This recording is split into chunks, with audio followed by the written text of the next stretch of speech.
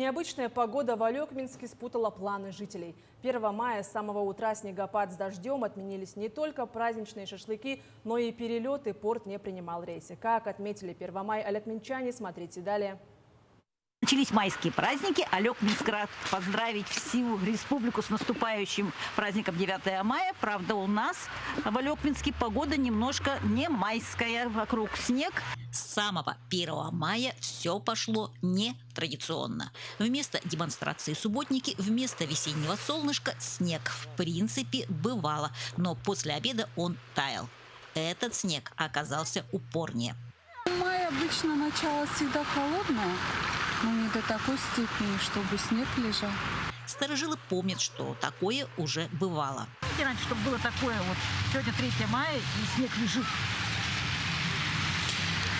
Ну, как вам сказать, было одно время, как-то одно, давным-давно еще.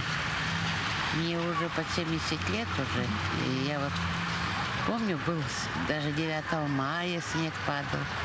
Нерюнгринцев же такой погодой не удивить. Ну, там такая же ситуация абсолютно.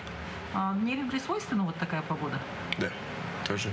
Тоже постоянно все тает, опять снег выпадает, опять слякоть, грязь, и все это по новой, пока вот лето не наступит.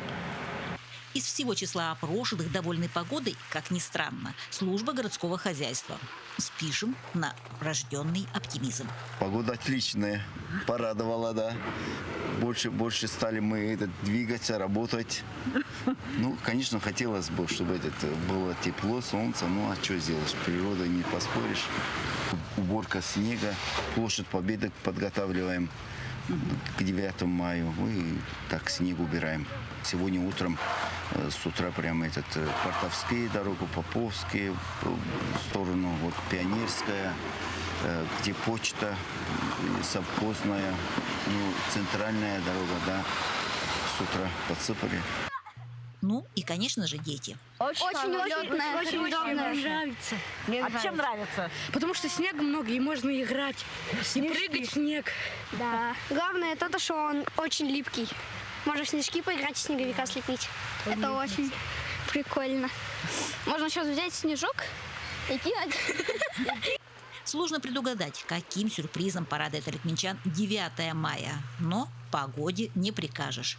Очевидно, когда сочиняли песню «У природы нет плохой погоды», автор попал в аналогичный катаклизм. Елена Фаст, Максим Копылов, Алекминск.